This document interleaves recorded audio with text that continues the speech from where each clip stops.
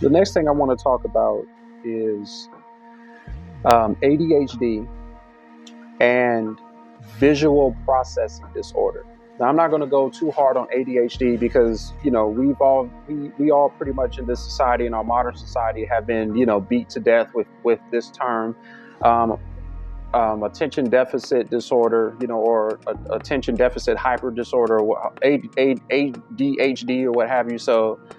Um, so we all understand what ADHD is about, and you pretty much have to take certain measures. If you are suffering from ADHD, you have your own process and how you deal with that. I think that situation is a case-by-case theme, so I'm not going to go into that. I think that is a little bit more vague and a little bit more adaptive.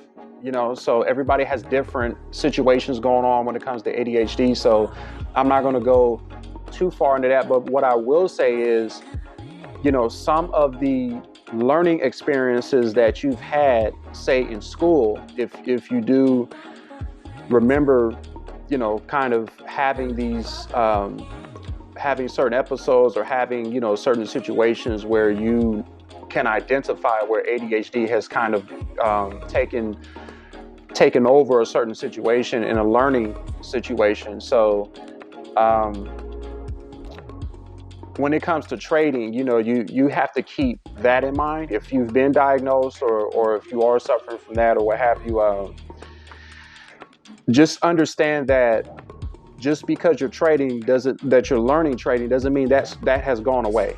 Okay, it doesn't mean that has gone away, nor does it mean that it has to affect your trading like long term. It just means that you have to be able to identify when it is an issue for you in your trading. Okay, so with the charts and with analysis and things of that nature, that requires some serious concentration. That requires patience. And I do understand that ADHD, patience isn't really like, high on the list when it comes to that subject, and people who have been diagnosed with ADHD or what have you. But just understand that if you are sort of having issues with that manner, whatever process that you use, whatever you do that helps you sort of concentrate, hone down on the current activity you are participating in at the moment, continue with those measures, continue with that if that helps you, or if that has helped you. I don't see why it would be different with trading. Whatever you have been doing, just keep it up and, you should be fine. So, it's my back. Okay, so the next thing we're going to talk about is this thing called visual processing disorder. Okay, so this is where things get really interesting. Okay, because this is for individuals who have problems with reading, with math, with maps, charts, symbols, and pictures. Okay, so the proper definition for this is problems in visual perception include missing subtle differences in shapes, reversing letters or numbers, skipping words when you're reading, skipping lines while you're reading, misperceiving depth or distance, or having problems with eye-hand coordination.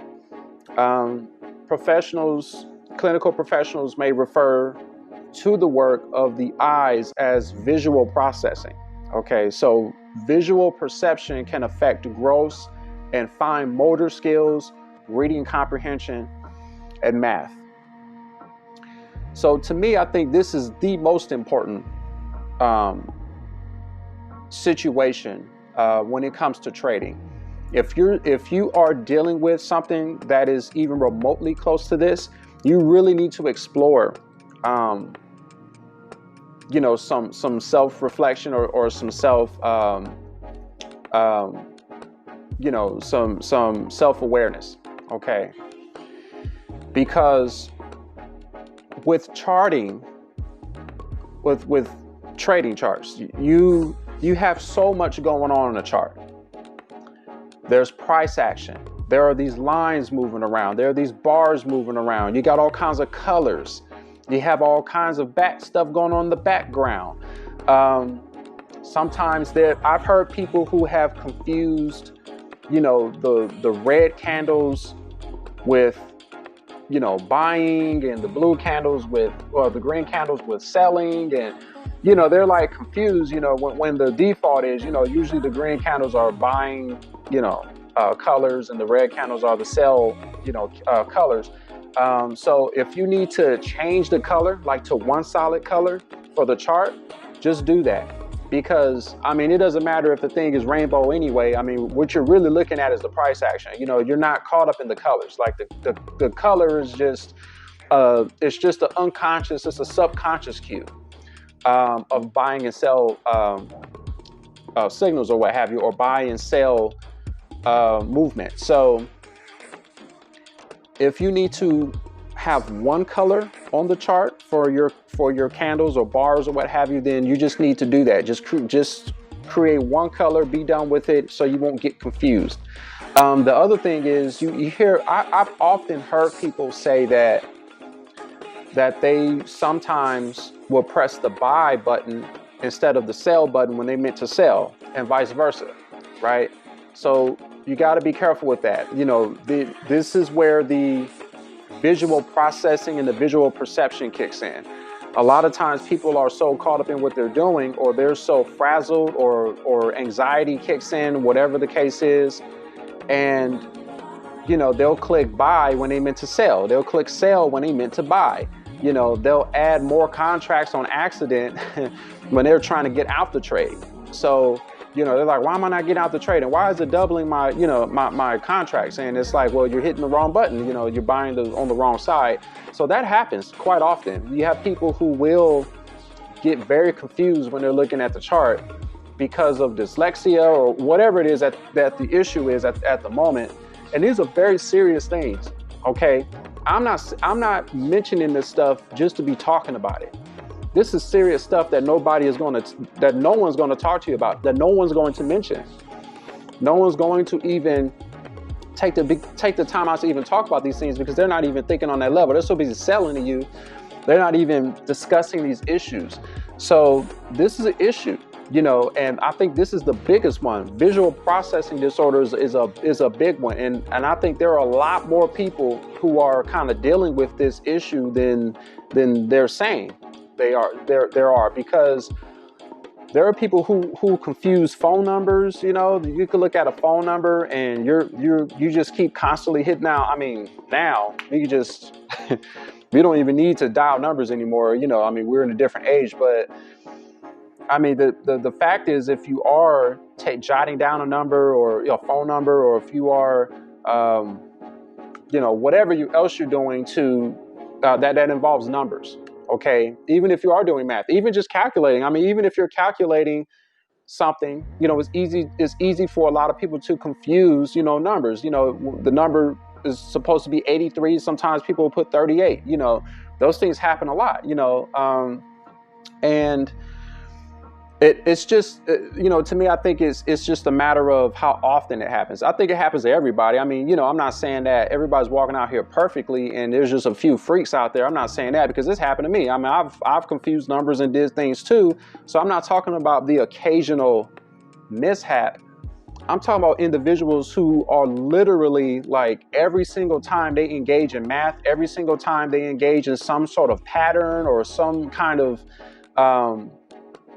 movement, some sort of, shape, puzzles, anything like that. Like, there are a lot of people who are suffering from this issue every single time they confront anything that deals with numbers or reading or, trying to decipher things like puzzles. There are a lot of, well, not a lot of, I'm sorry. There are many people who are dealing with this thing on a constant basis. It's like a constant thing with some people, so the way you combat this is you need to have a process for you to concentrate on. This is back to concentration. When you learn when you're learning certain skill sets, when you're learning certain things like Elliott waves or support and resistance, you need to hone down on that. Like, you need to master it. You need to concentrate and focus on that. Don't try to learn everything. Don't try to learn Elliott waves, support and resistance, moving average. Don't try to learn all this stuff at once, because you're going to confuse yourself. If you're really suffering from visual processing disorder, you're going to really confuse yourself a lot because there's a lot of information. There's a lot of stuff that can easily confuse you, throw you off. So I would say pick something, choose a skill set that you're most drawn to, learn that, master it, take some weeks, take a month to master it, like just to learn it, and then apply it to your trading, film yourself, right? Keep up a trading journal, that talks about what you're dealing with in that situation. And I mean, that's the best I think I can come up with in terms of trading. If you are currently dealing with these issues and you know how to combat them, then I would say just continue to do whatever you're doing. But those of you who need to kind of come to grips or apply some self-awareness, I'm dead serious when I say you need to kind of get with it a little bit and really understand, like, what it is you need to do in order for you to avoid having certain experiences that refrain from you making money.